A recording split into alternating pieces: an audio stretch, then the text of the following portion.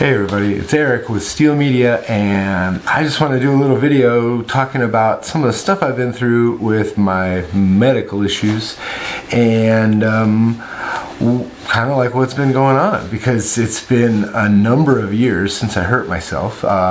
Just a little brush up on my history. I skied into a tree 9 years ago, did a forward flip, not a very good move. It had worked for me out in the open, but in the trees it kind of backfired.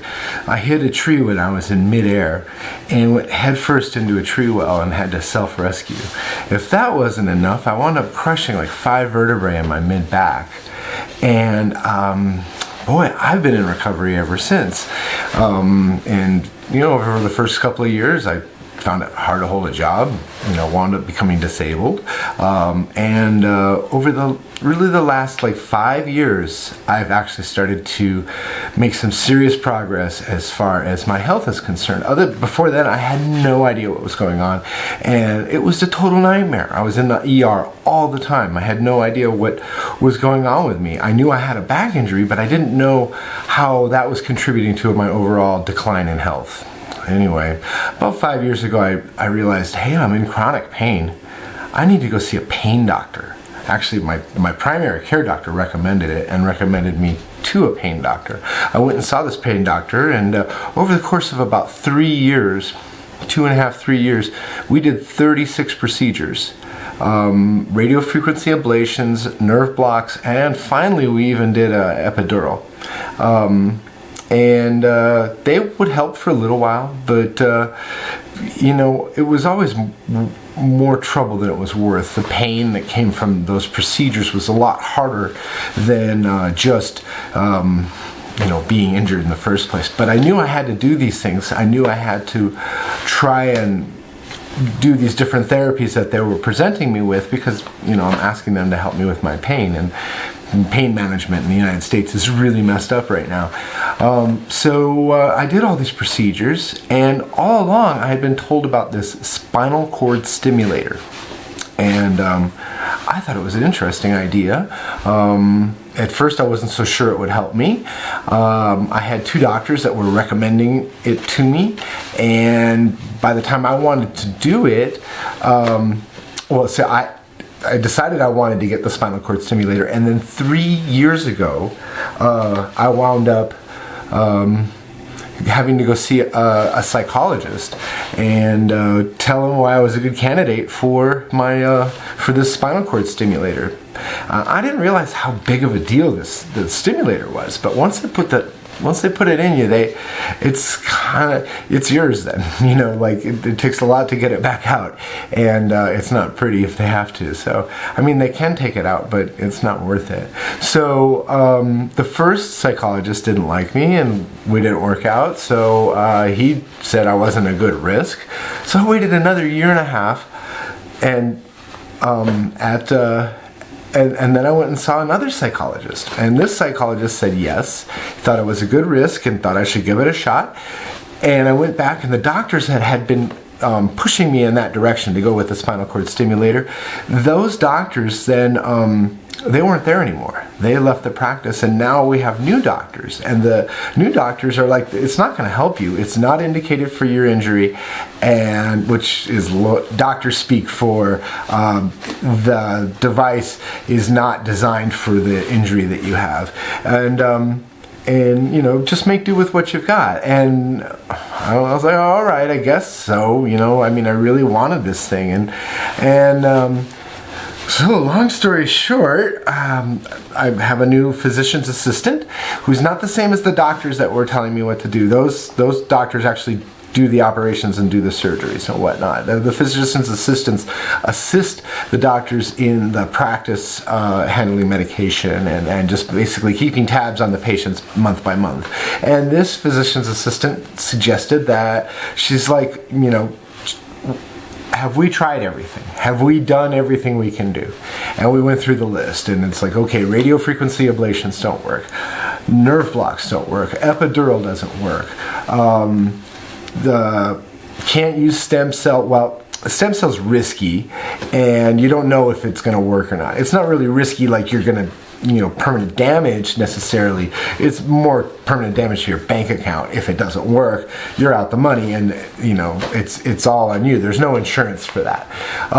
There's also, for dealing with pain, some people who are in chronic pain benefit from ketamine therapy, believe it or not. I actually tried around to this one time when I was in the emergency room, and it was the worst experience I've had in an ER. It felt like I was being ripped away to another planet. I hated it.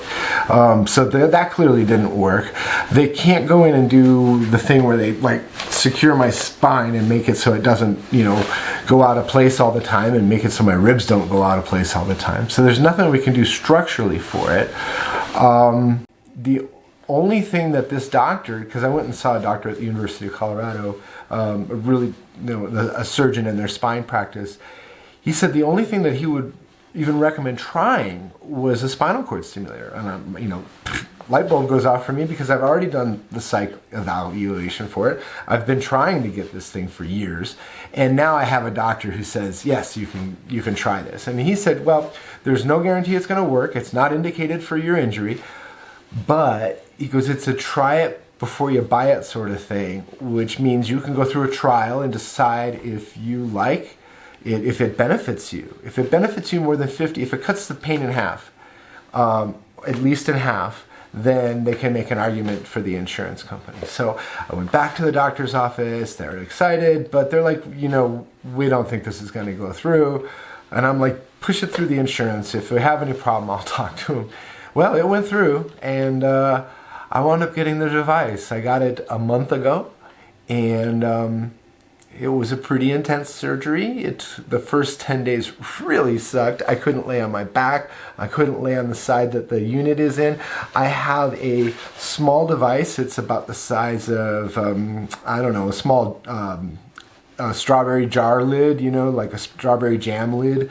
It's about maybe 3/8 of an inch thick, and about 2.5, 3 inches across, and circular, and it has wires that come out of it that go onto the spine itself. They had to do some work on the lamina, which is this little bony protrusion on the spine, so that the paddle would sit there and wouldn't move and would stay there permanently.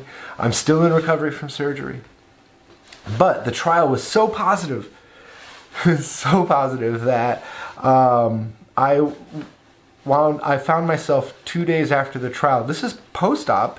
The trial is much less invasive than the permanent one. The permanent one, they actually put the unit in you and all that stuff. It takes a lot longer to recover from that. But the trial itself is actually not that bad. And 3 days after the trial, I found myself dragging my wife out of the house at like 7:30 at night to go shopping. Something I never do. I generally turn in early in the evening. I don't feel good, and I'm like, screw this. I don't want to be here. So anyway, I'm going to wrap this up, but I got the spinal cord stimulator put in.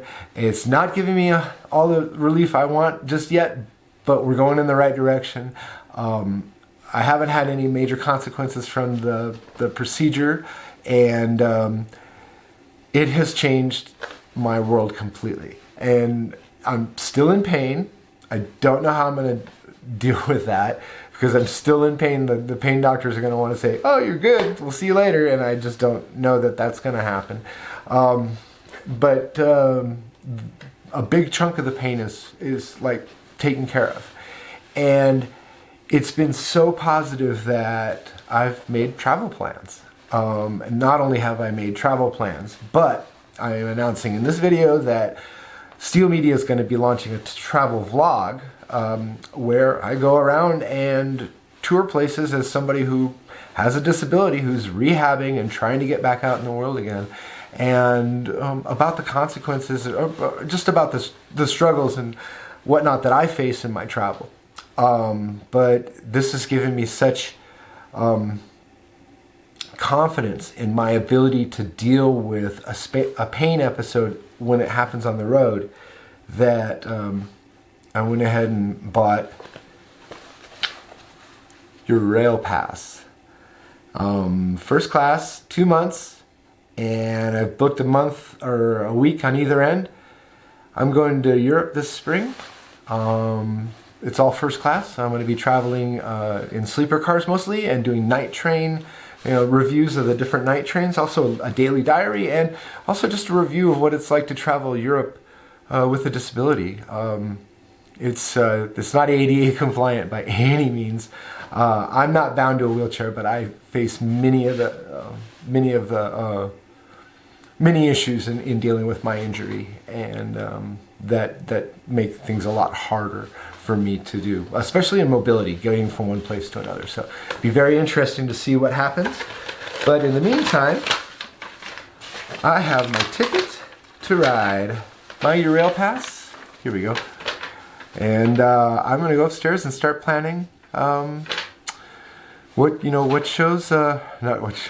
planning on which countries I'm going to go see. So exciting. I'll probably put a video together on the planning process, and we're going to explore Europe by train this spring.